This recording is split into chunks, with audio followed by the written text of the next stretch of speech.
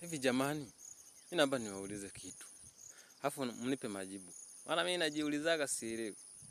Hivi unapokutana na mtu uliyesoma naye labda, mmetengana kama miaka 6, 7 mpaka 10. Halafu kakutana naye akakwambia mwanangu, basi siku nyingi safi. Mimi nishatoboa mwanangu. Si unaniona niko na chuma hapa. Aidha chuma hicho ni pikipiki. Lakini ukimwangalia haonekani alichokitoboa. Hivi anamaanisha nini?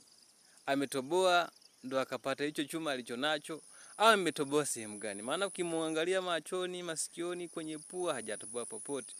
Wakati huku tunajua wanaotoboa aidha ametoboa pua au sikio. Naombeni mnieleze anakuwa ametoboa kitu gani?